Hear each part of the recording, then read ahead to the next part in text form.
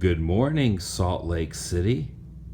Look at that horizon. The sun is just starting to peek up over the mountain ranges. The dusty, deserty mountain ranges. Pretty majestic, if I do say so myself. And I got that time lapse by putting a chair on top of a table. That way you wouldn't see those metal poles and you would only see the sunrise. And look at that fine layer of mist that is now formulating on the ground over there. Welcome everyone, Adam the Woo here. Got the rental car. Now it's time to do some exploring. It's my second channel, daily vlog channel. It's the TheDailyWoo. Fall is in the air. The leaves are changing, the air is crisp, and there is a dead blotch of a bug on my windshield. This convenience store has a Krispy Kreme. Okay, they fooled me. They did not have Krispy Kreme coffee in there, but they did have donuts. I got a water, and I got these. And look at the name of them. Mystery Man. These will work. And for future reference, this coffee is not as good as Krispy Kreme's coffee, but those donuts, delicious. So good. Did you ever see the movie, The Sandlot? Such a great film. It's like a childhood buddy comedy with baseball intertwined. You've never seen it? You're killing me, Smalls! We're gonna start off with where the kids lived, right at the end of this road at the cul-de-sac. Sometimes people in neighborhoods are kind of weird when you're wandering around filming their houses. It'd probably be even weirder if I was holding a sack of culties. There's Benny's house. The Jet Rodriguez. That's where he lived. He went on to play with the Dodgers, which is really awesome at the end of the movie. And Scotty's house is right here on the corner. It looks a little bit different, but that's where he first moved into the neighborhood at the beginning of the film. That is so cool. And of course in the backyard is where he was playing catch with his stepdad. And if you turn this way, you can see a couple shots from the movie where the kids are running home. And I always find it interesting to match things up, like this manhole right here that you can see in the shot when they're returning from the baseball field back to their houses. I wonder if the people that live inside that home have any clue of the history of where they live. You can also see the fire hydrant is in the exact same spot. The light pole to the left of it is a little bit different. In the movie there was a light pole behind the fire hydrant, but the garage behind the fire hydrant is still there. 3 of the kids all lived in this cul-de-sac, including Ham, who lived here. Remember the scene where he runs out?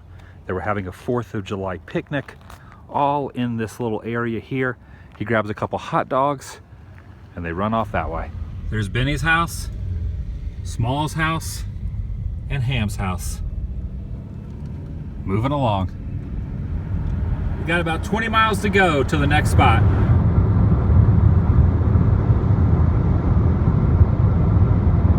Whoa, there's a dinosaur on the side of the road right there. They aren't extinct.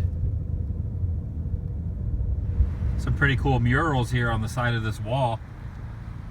And the place we're looking for is right here. Vincent Drug.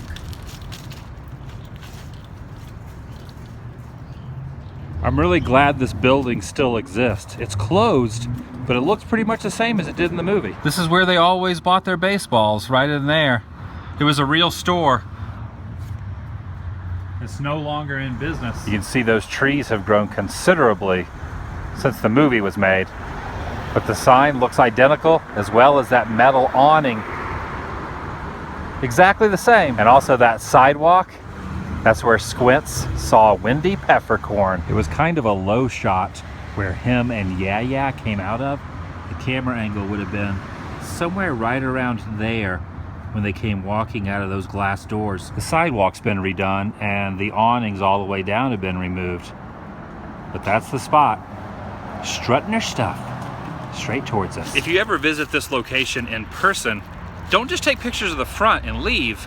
Keep in mind that around the back of the building, was another pivotal scene. And even though the doors are boarded up, there is a relic of movie history right up here in the form of this sign. In fact, if you look at it from this angle, this exact shot that I'm staring at present day is also in the film. That electrical box, sign, awning. And this is kind of blowing my mind right now. Right against that wall is where they were all sitting around talking about Babe Ruth, the great Bambino, the Sultan of SWAT, the Colossus of Clout. The little apartment complex behind looks a little bit different, but the brick wall on the left still looks the same. I'm the great Bambino. What? I'm the great Bambino. What? Next stop, 49 miles straight ahead.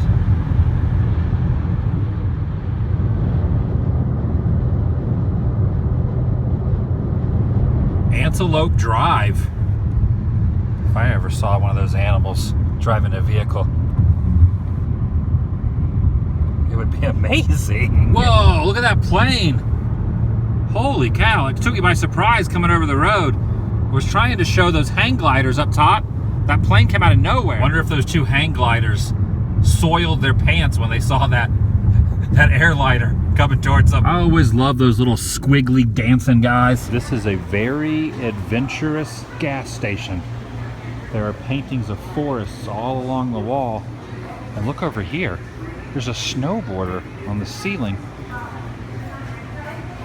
And this girl, she's in a kayak. Check that car out. Adorned with decor. I think I see it over there. Yep. That's it. This is the pool where Squints kissed Wendy.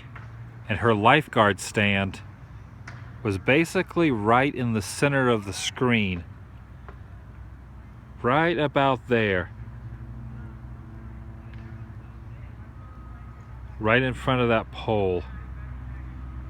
Once the boys are thrown out of the pool, they are escorted out of this door, and it pretty much looks the same as it did, except for this concrete pathway that has been added.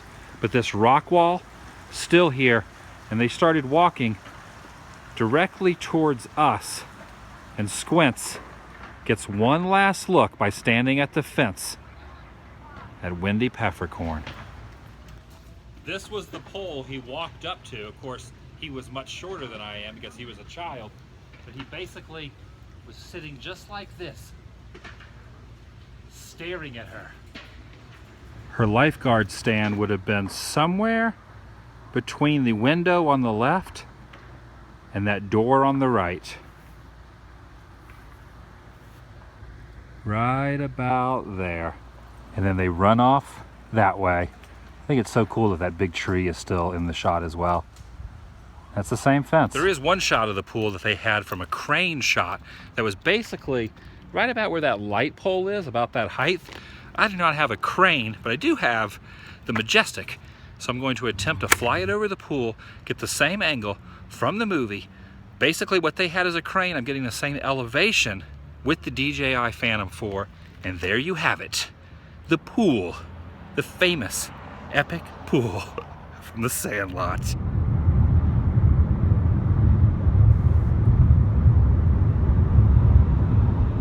About 37 miles to go to the next destination.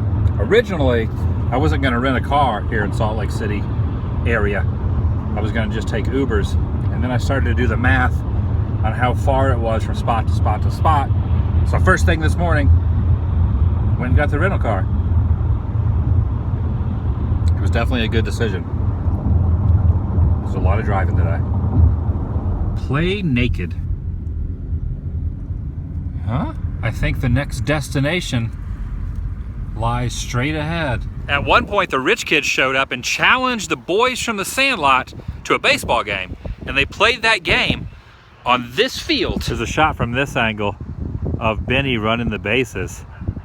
Pretty much looks the same, except the shingles on the far left dugout roof are green now. But even check out that air conditioner unit right there on the side of the snack bar and the announcer stand. And it looks like the bleachers have been changed as well as the back fencing. But everything else looks the same. By using my Columbo-like research skills. This is where that hole was. Right there above Ham's head. And he would have stood right there talking trash to the batters. Gosh, I love that scene. Is that your sister out there? You think she'd go out with me? We are now headed to the final spot. The holy grail of the film itself. Are you guys as excited about this as I am? We're actually going there, to the spot. We have a dramatic sun flare for a little bit of effect. We're now in a residential area, and the last location is very difficult to find because it is behind all these houses, and there really is no way of entering it without trespassing on someone's property, which I do not really want to do today. I stopped for a minute and talked to a gentleman who owned one of the houses back here, and he was saying that the guy who owns the property that I want to see is not real happy about people visiting it, and he has put up signs saying these are the penalties if you come on my property. But it's a good thing that another option exists. The Majestic. So here is my solution to this conundrum. I'll take the drone up in the air, go between the houses that there is no entry to be gained to, and there it is. Say hello to the filming locations where all 9 of the boys gathered, played baseball, hung out as friends.